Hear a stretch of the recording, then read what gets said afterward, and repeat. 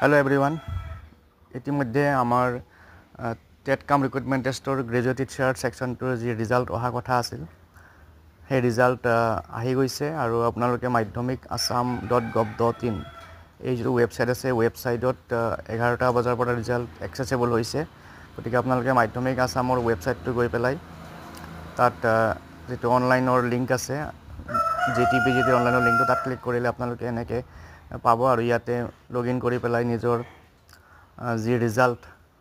সেই ৰিজাল্ট চাব পাৰিব আৰু যিসকলে অলৰেডি ৰিজাল্ট চালে তেওঁলোকে কমেণ্ট কৰি জনাব কোনে কেনেকুৱা নম্বৰ পালে বা কোনে কোনে কোৱালিফাইড হ'ল কোনে কোনে নহ'ল নিজৰ নিজৰ নম্বৰবোৰ শ্বেয়াৰ কৰিব বুলি আশা কৰিলোঁ আৰু গ্ৰেজুৱেট টিচাৰ আৰ্টছত কোনে কিমান পালে বা ছায়েন্সত কিমান পালে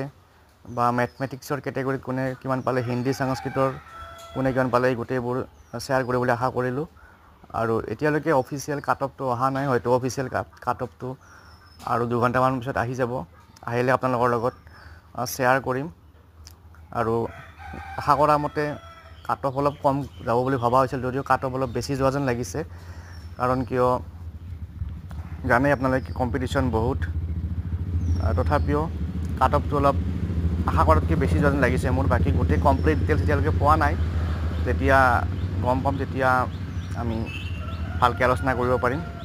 গতিকে নিজৰ নিজৰ ৰিজাল্টবোৰ চাই পেলাই কমেণ্ট কৰি জনাব বুলি আশা কৰিলোঁ তো এইটো ৱেবছাইটৰ এই পেজটোতে কাট অফৰ লিষ্টখন